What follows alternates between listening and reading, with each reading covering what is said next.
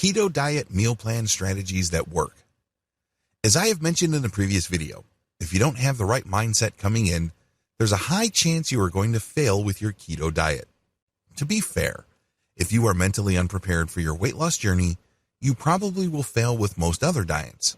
Don't think that this is limited to keto. Your lack of mental preparation may mean that you may have certain emotional vulnerabilities which can translate to you getting off your keto diet sooner rather than later. Thankfully, there are certain strategies that you can use if you have the right mindset. Having the right weight loss mindset is essential. It's non-negotiable. There's no getting around it. This is why I suggest that before you go any further, review video 5 thoroughly. With that said, here are some key strategies that would help you transition to a keto diet and stick with it. Quick note, transitioning to keto is actually easy. Seriously, when you're beginning any kind of diet, you would be pumped up.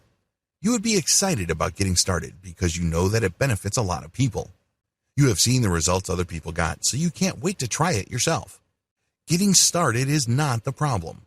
Getting pumped up, getting excited, and getting ready are all awesome. The problem is sticking to it. This is why you need the right mindset and the right meal plan strategies.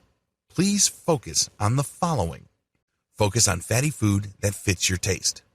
One of the most commonly recommended high-fat foods for people starting out on keto is avocado. Well, it's easy to see why avocado is a usual suspect. It is high in fiber and it's loaded with fat. What's not to love? The problem is, if you don't have a particular taste for avocado, it might seem like you are nibbling on a piece of wax. It takes some getting used to. Most people usually mix avocado with something else. Either they turn it into guacamole and enjoy it with Mexican dishes, or they turn it into some sort of ice cream. Now, you know that on a keto diet, you cannot enjoy regular ice cream. This snack is loaded with sugar and milk, which has lactose, so you're stuck with a plain avocado. There is a workaround to this. Focus on fatty foods that already have the taste profile you already prefer. In other words, stick with what you know. If you already prefer certain foods like pork rinds or other oily, salty snacks, then load up on them. This is no time to acquire new tastes. Remember, as I have mentioned in video 5, the secret to transitioning to keto and sticking with it successfully over a sustained period of time is displacement, not replacement. When you are trying to discover a new taste or trying to read just your taste buds to accommodate new tastes, you are replacing. Don't fool yourself into thinking that you are displacing your old meal plan. You are replacing. Bad strategy.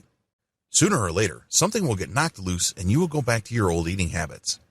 The better approach is to focus on fatty food that already fits your taste. The good news is, we already have these.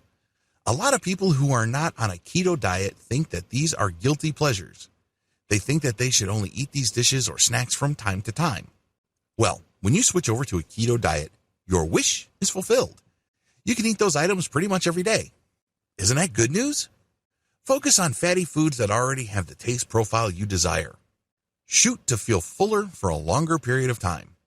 When you eat anything throughout the day, eat strategically. Say to yourself, when I load up on this type of food, is it going to fill me up for a longer period of time? If you don't know what I'm getting at, think about the times when you used to eat apples as snacks. Sure, apples are light snacks. They're loaded with vitamins. But sooner rather than later, you're going to get hungry again. This is due to the fact that apples have sugar.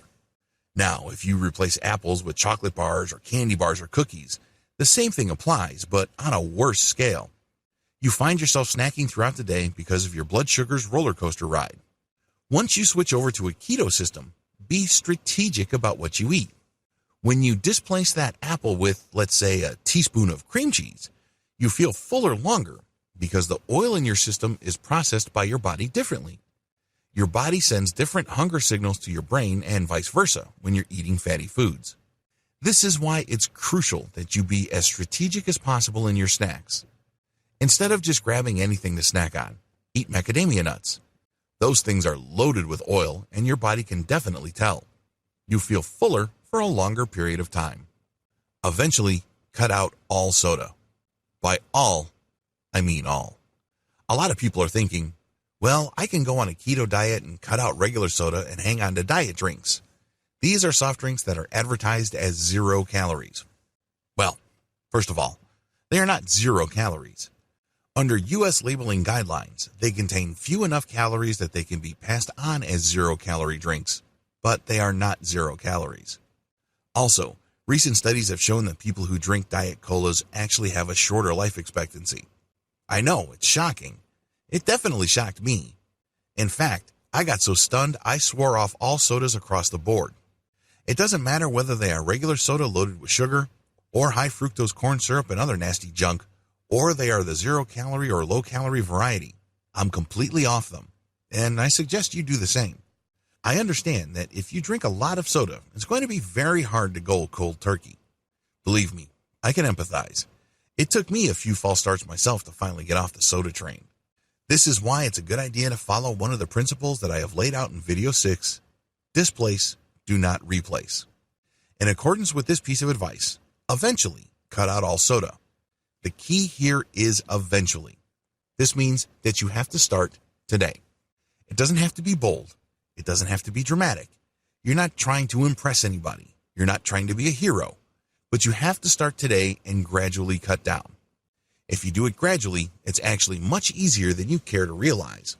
But if you were going to go cold turkey, that's going to be a little bit of a problem because of the dynamics that I described earlier in this training. Your body will put up a fight. Your body is used to doing things a certain way. Your body has grown accustomed to certain patterns, and believe me, it's going to push back. Sooner or later, you will find yourself doing the same things as before. Before you know it, you will be eating the same stuff as before. So don't do things that way. There's no need for some sort of black and white change. Again, you're not trying to impress anybody. You're not trying to put on a show. Instead, you want to adopt something that will stick. Eventually, cut out grain-based snacks. Let me be completely honest with you. One of the biggest hassles with adopting a keto diet involves snacks. A lot of the snacks available out there are grain-based. It doesn't matter what you're into. Maybe you're into corn chips, corn flakes, puff snacks, rice cakes, potato chips, the whole 9 yards. When you look at the common laundry list of snack items in the United States and elsewhere, they have one common denominator for the most part. I am, of course, talking about grains. It doesn't matter whether that grain is rice or corn, or it involves a starchy vegetable like potato. They're all loaded with starch. They're all off limits to you if you switch to a keto diet. This is why it's a good idea to eventually cut down on grain-based snacks as you load up on fatty nuts like walnuts or macadamia. Peanuts are off limits. Peanuts are not going to get you where you want to go as far as your keto diet is concerned. Stick to high-fat bombs like macadamia and walnuts. This is a little bit tricky because normally macadamia nuts and walnuts are often packaged with chocolate or something sweet. You're going to have to make the adjustment to these nuts in their pure form. The good news is that you probably already have a taste for them if you have had macadamia and walnut as part of some sort of mixed nuts package. Load up on these. Slowly cut out milk-based snacks. Milk is a very touchy subject for a lot of people. A lot of individuals switching over to keto can easily make do without soda. Many are able to make the transition to a grain-free snack system with very little resistance. The problem is, once they try to cut out milk and dairy-based products, that's when they get a little antsy. This is why I suggest that you slowly cut down.